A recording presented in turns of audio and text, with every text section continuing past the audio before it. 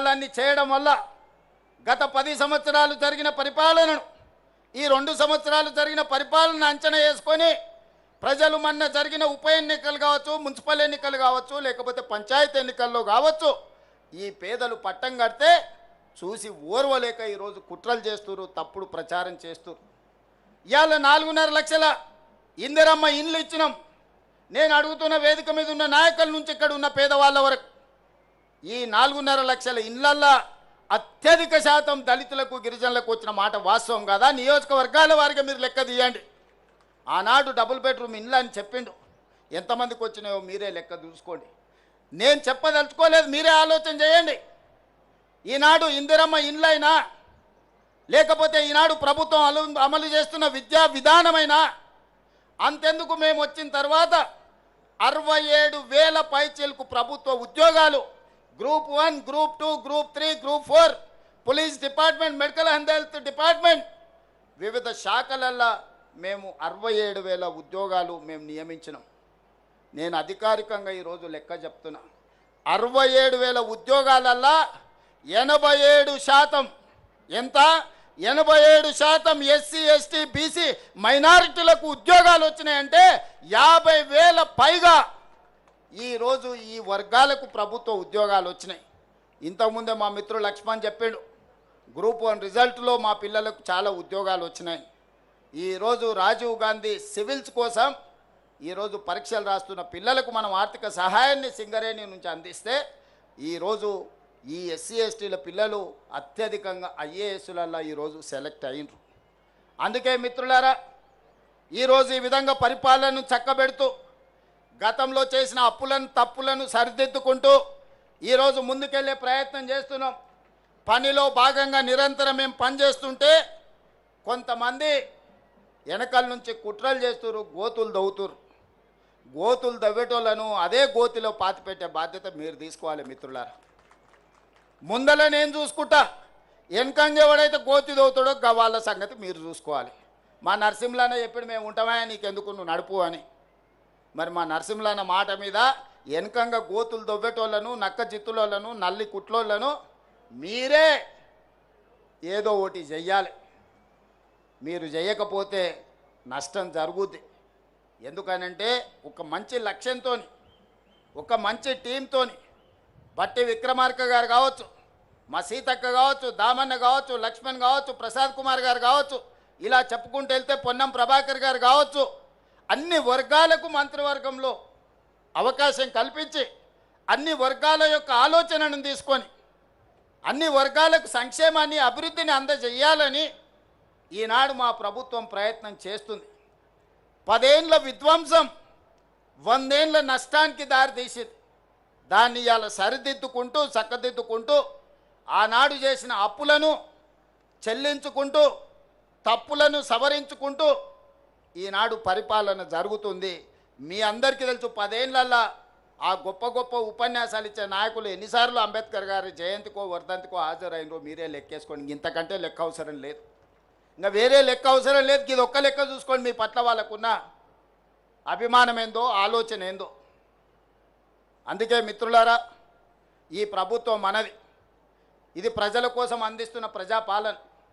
ఈ ప్రజాపాలనను కాపాడుకునే బాధ్యత మనది, ప్రజాస్వామ్యాన్ని కాపాడుకునే బాధ్యత మనది.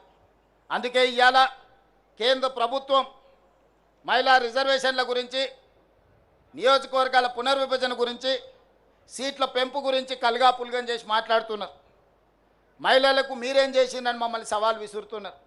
నేను ఒక్క మాట చెప్పదలుచుకున్నా, ప్రపంచంలో చాలా దేశాలలో మహిళలకు ఓటు హక్కు లేనప్పుడు పురుషులతో పాటు సమానంగా డాక్టర్ బాబాసాహెబ్ అంబేద్కర్ గారు మహిళలకు ఓటు హక్కు ఇచ్చి ఈ ప్రభుత్వాన్ని ఎన్నుకునే అధికారాన్ని ఆడబిడ్డల చేతుల్లో పెట్టాడు.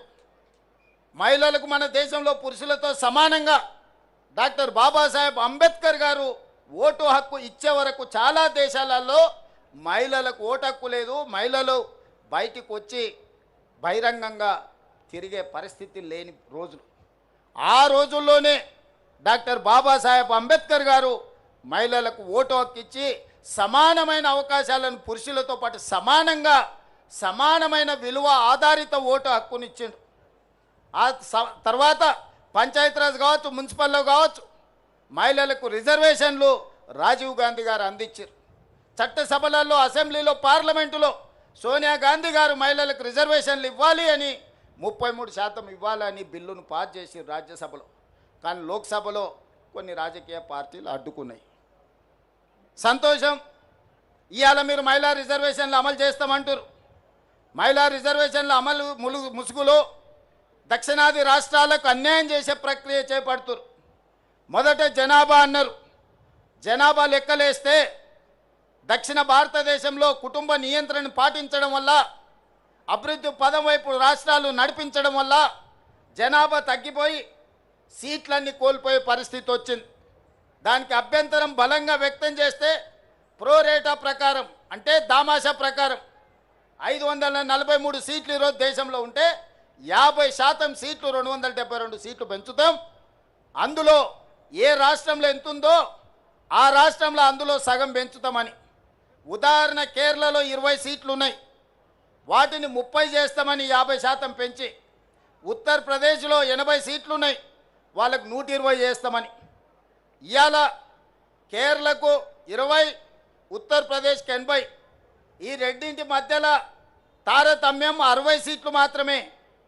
రేపు కేరళ 30 అయ్యి ఉత్తరప్రదేశ్ 120 అయితే ఈ అంతరం 60 నుంచి 90కి పెరుగుద్ది.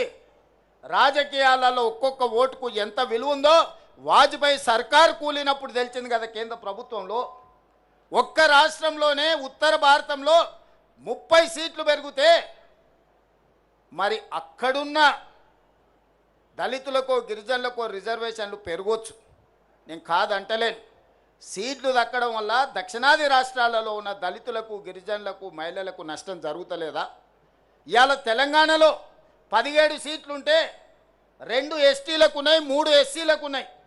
ఇవి 30 సీట్లు అయితే ఎస్సీలకు 6 అవుతాయి, ఎస్టీలకు 4 అవుతాయి. కానీ అదే 25 అయితే ఇందులో తగ్గుతాయి. ఈ చిన్న లెక్క కేంద్ర ప్రభుత్వంలో మంత్రులుగా ఉన్న తెలంగాణ రాష్ట్రం నుంచి ప్రాతినిధ్యం వహిస్తున్న వాళ్లకు లెక్క తెలుస్తలేదా? ఏ లెక్కన మా కోటాను తగ్గిస్తారు? కేంద్ర ప్రభుత్వం ఇచ్చిన ఆదేశాలను అమలు చేసినందుకు, జనాభా నియంత్రణ పాటించినందుకు, ప్రభుత్వం చెప్పిన మాట విన్నందుకు దక్షిణాది రాష్ట్రాలలో ఉన్న దళితులను, గిరిజనులను, మహిళలకు నష్టం చేస్తారా మీరు అని నేను అడగదలుచుకున్నా. ఇవాళ ఈ ప్రాంతంలో ఎన్ని సీట్లు పెరుగుతాయి? మీ జనాభా నిష్పత్తి ప్రకారం మీకు అన్ని సీట్లు పెరుగుతాయి. ఎన్ని సీట్లు తగ్గితే అన్ని సీట్లు దళితుల, గిరిజనులకు ఆటోమేటిక్గా తగ్గుతాయి, మహిళలకు ఆటోమేటిక్గా తగ్గుతాయి. ఇవాళ 17 సీట్లను 10 చేస్తే 1 ఎస్టీకి వస్తుంది, 2 ఎస్సీలకు వస్తాయి. అదే 17 సీట్లను 30 చేస్తే 4 ఎస్టీలకు వస్తాయి, 6 ఎస్సీలకు వస్తాయి. సీట్లు పెంచడం ద్వారా ఎస్సీ ఎస్టీ మహిళల కోటా పెంచుకోవాలన్నా దక్షిణాది రాష్ట్రాలకు అన్యాయం చేసి నరేంద్ర మోడీ గారు ఆయన ప్రాతినిధ్యం వహిస్తున్న గుజరాత్కో, ఆయన ప్రాతినిధ్యం వహిస్తున్న ఉత్తరప్రదేశ్కో సీట్లు పెంచుకుంటుంటే చూసుకుంటూ కూర్చుందమా? ఇది మన ప్రాంతానికి తీరని నష్టం జరుగుతుంది. అందుకే ఈ అంశాలను లేవనెత్తిన మిత్రులారా, సంఘాలందరూ కూడా సమాలోచన చేయండి, మేధావులందరూ ఆలోచన చేయండి. మన దక్షిణాది రాష్ట్రాలలో సీట్లు ఎన్ని పెరిగితే అన్ని దళితులకు, గిరిజనులకు, మహిళలకు సీట్లు పెరుగుతాయి. మనం సీట్లు పెంచుకోవడానికి కొట్లాడాలి. అంబేద్కర్ గారే చెప్పారు, మా దళిత సోదరులు చెప్పారు, రాజ్యాధికారమే అంతిమ లక్ష్యమని. ఆ రాజ్యాధికారం సాధించాలి అంటే ఆ సీట్లు మనకు కేటాయించాలి. ఆ సీట్లలో మనం ఎన్నికై చట్టసభలకు పోవాలి. అప్పుడే మన హక్కుల గురించి మనం మాట్లాడతాం, మన హక్కుల గురించి మనం కొట్లాడతాం. కాబట్టి ఈనాడు ఏదైతే రాజకీయ కుట్ర జరుగుతుందో, మహిళా రిజర్వేషన్ చేయాలంటే మాకెవరికి అభ్యంతరం లేదు. 543లో 33%, 181 సీట్లు ఎల్లుండి పొద్దున్నే మహిళలకు పార్లమెంట్లో రిజర్వేషన్ ఇయ్యండి. అది అమలైన మళ్ళీ తెల్లారే 119 సీట్లున్న తెలంగాణలో 40 సీట్లకు ఆడబిడ్డలకు తెల్లారే అసెంబ్లీలో బిల్లు పాస్ చేసి మీ అందరికి ఆడబిడ్డలకు సీట్లు ఇచ్చే బాధ్యత నాది. చెప్పిన మాట మీద నిలబడే ప్రభుత్వం ఈనాడు ఉంది. వర్గీకరణ చేస్తామని చెప్పినాం కదా, ఈ దేశంలో ఒక్కడైనా చేసిండా? వర్గీకరణ చేసి చూపించిన రాష్ట్రం తెలంగాణ రాష్ట్రం కాదా? ఈ వేదిక మీద మిత్రులు లేరా? మీకు అందరూ